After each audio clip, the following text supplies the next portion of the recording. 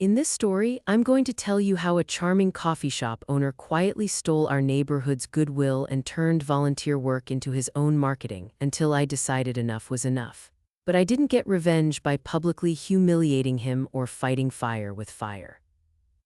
Instead, I built Operation Lantern. Months of FOIA requests, misplaced invoices, vendor slip-ups, and a single potluck where I laid receipts and a timeline in front of everyone, and the way it all fell apart will surprise you. Stay with me and I'll show you exactly how paper, patience, and a little strategy can dismantle a bully and save a community. My name is Evelyn Marlow. I am 32 and I live in Portland, Oregon. I work at a small nonprofit that helps people find housing, and on most days my life feels like a long list of emails and errands and coffee runs. I'm the kind of person who notices the small things. The way the maple in front of my building leans toward the sun, the neighbor who tends her window boxes, the way late buses rattle the street. I love my neighborhood because it feels like a loose quilt of people who look out for one another. I grew up in a house where neighbors lent sugar and checked on empty porches. My mother taught me that communities were made of those quiet exchanges.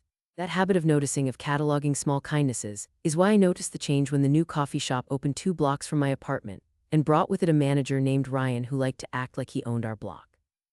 At first it was petty stuff. He rearranged the public benches in front of the shop so they faced inward toward his patio and posted a little sign about private seating, even though the bench was on city property.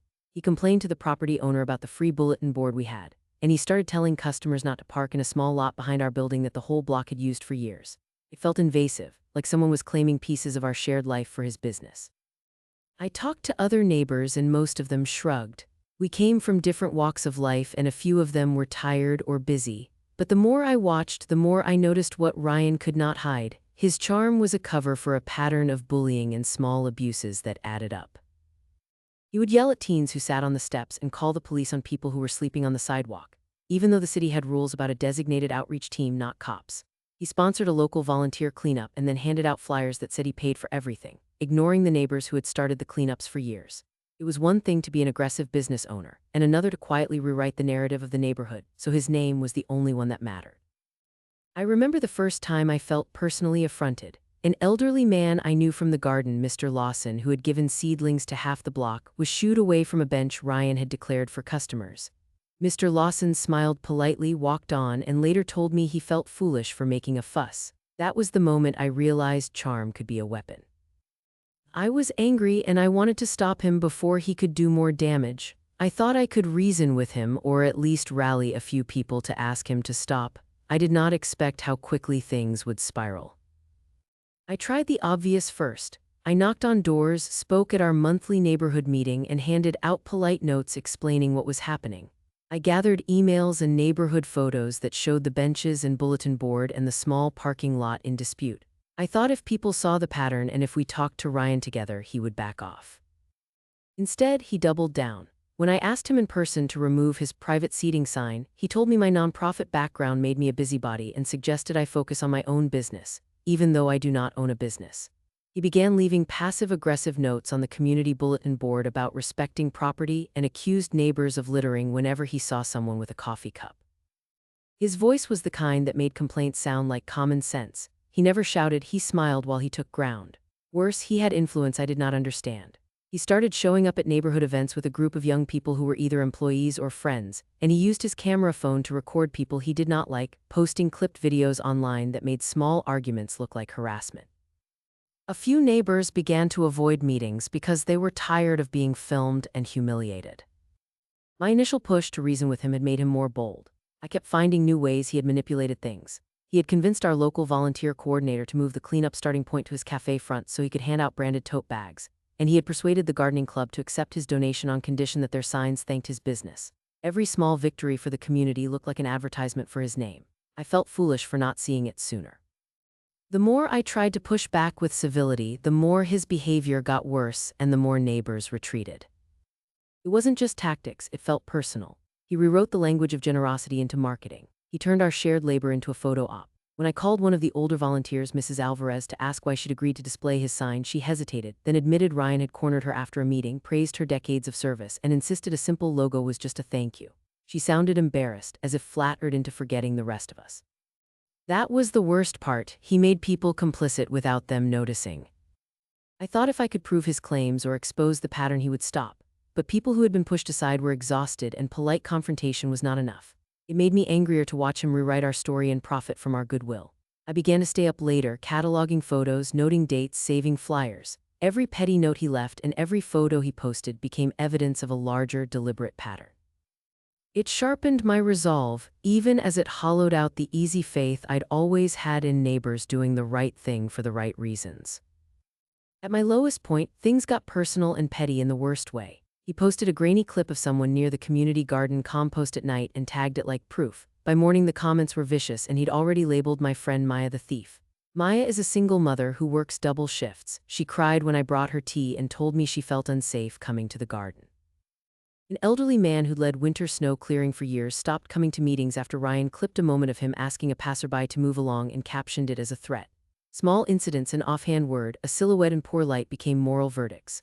I began to see the pattern. Ryan took tiny slivers of neighborhood life, amplified them online, and let the outrage do the rest. I became obsessed in the only way I knew how.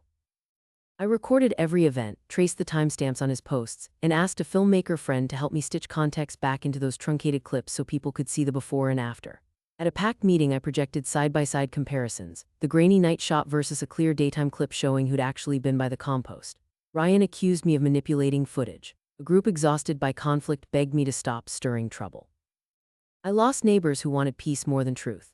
I started to doubt myself. Had my pushback poisoned the block? When a city inspector arrived after a complaint about the benches, he cited a minor code technicality and issued a notice that made the arrangement look officially wrong.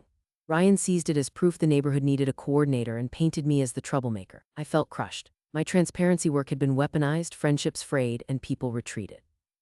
For the first time in years, I considered walking away, handing the street over to him if that would stop the bleeding. But I could not watch Maya lose the small routines that kept her sane. I decided I had one final risky move left and I would use it.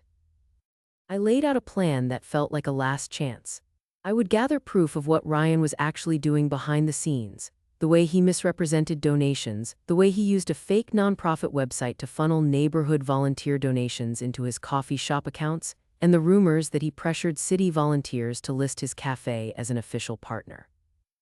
I spent evenings going through receipts and public records, asking to see vendor receipts for the tote bags and searching the business registration details. I nicknamed the effort Operation Lantern because I wanted to shine light in the hidden corners. To get the receipts and records, I had to become someone I was not. I made Freedom of Information requests, filed public records requests with the city, and politely asked vendors who had supplied the tote bags if they had documentation showing where the money went. A few vendors were evasive. A frustrated barista at a neighboring coffee shop finally told me that Ryan had sent group payments and asked the supplier to list the delivery as marketing materials. Another supplier inadvertently forwarded an invoice to my email because they had mistakenly put my address on an old order that was supposed to be anonymous. It felt like fate. I saved every email, every receipt, and every blurred photo he had posted.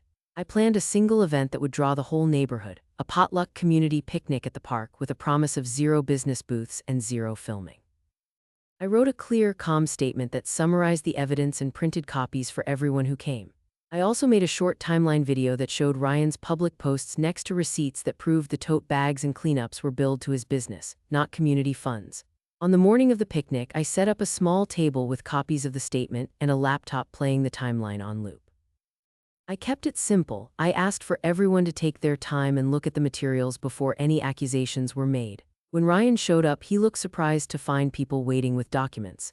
He tried to laugh it off and film the picnic, but by then many people had read the printed evidence. The supplier invoices showed payments from accounts registered to his business. Text messages from volunteers who had accepted his donation explained that he insisted on using his branded bags and required credit card slips be routed to his merchant account. Most damning was an email from a city outreach coordinator that he had forwarded to a neighbor, where he requested that outreach volunteers mention his cafe as a supporting business in their outreach materials without disclosing that those materials were being paid for by his customers. When a neighbor asked to see the public records I had requested, we opened a city document that showed no formal recognition for his so-called partnership. There was enough to show a pattern of misrepresentation and profiteering. People felt betrayed. They had been generous with their time and resources, and he had turned their efforts into a marketing scheme. A few neighbors who had been undecided stood up and apologized to Maya and to the others for having stayed silent, and they promised to stop sharing his posts and to vote as a group against his requests with the city. The city volunteer coordinator apologized to the group for the confusion and promised to update their guidelines so volunteers would not be steered into naming or endorsing local businesses as part of their neutral work. Ryan, cornered and suddenly alone, tried to claim he had made an honest mistake and that the invoices were clerical errors. It was painful to watch his charm fall away. He left the picnic before the end and his online posts stopped almost overnight.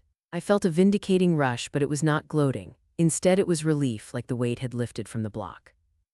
Afterwards, things did not instantly become perfect. Some neighbors remained cautious, and a few friendships had been strained by the fight. The victory at the picnic had revealed more than Ryan's tactics. It revealed how fragile our everyday rituals were once trust eroded. I spent weeks following up with city offices, drafting clear language for volunteer guidelines, and pressing for an accessible way to file concerns when nonprofit work veered toward promotion. I set up meetings with the volunteer coordinator and helped them rewrite outreach scripts so they would never again ask volunteers to name or endorse local businesses. I called suppliers and negotiated for receipts to be stored in a shared folder the community could access. Paperwork felt dull next to the adrenaline of the picnic, but it became my new frontline, small, bureaucratic fixes that made manipulation harder to hide. I organized a training at the library about consent and filming in public spaces, inviting a city attorney to explain privacy rights and urging folks to set clear signage rules for events. The community garden installed a simple sign listing actual sponsors from donation receipts, no vague thank yous or a single name claiming credit. Maya started coming back to the garden, tentative at first, then with more confidence. She brought a tray of cookies to a meeting as a small thank you and stayed to talk about plans for a children's herb bed. The older neighbors returned to the snow-clearing rota and made a point of starting meetings earlier so more people could attend. As an unexpected twist, Ryan opened another cafe 6 months later in a different neighborhood.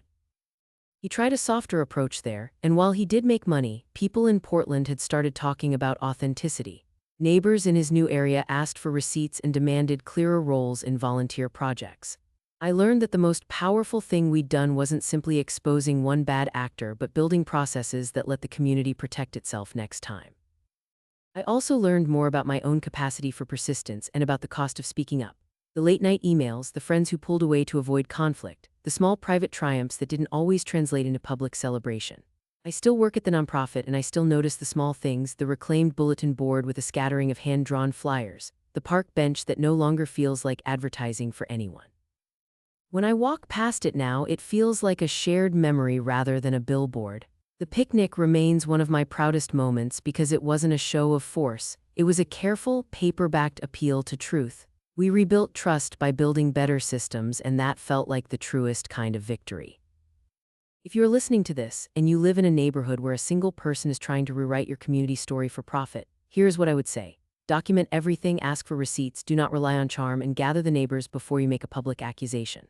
Start small, photograph the bench angles, save the flyer photos, copy the online posts with timestamps, because the little things become the scaffolding of a larger truth. There will be setbacks, and you may lose some friends along the way. Some people will tire of the fight or prefer the quiet of plausible deniability. Expect awkward conversations at block parties and strained smiles in the grocery aisle. But truth backed by clear evidence can turn even a small group of exhausted people into an organized force. I learned to treat each interaction like collecting threads. Every receipt, every forwarded email, every grainy video was a thread that, when woven together, made a fabric too heavy to ignore. Most importantly, be patient with each other.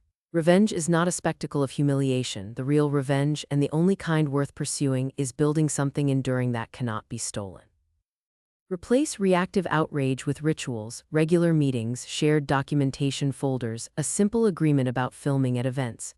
Those structures are both shield and scaffolding. When someone tries to claim credit, there will already be a record showing who actually did the work. That steadiness is the revenge that lasts longer than any viral post.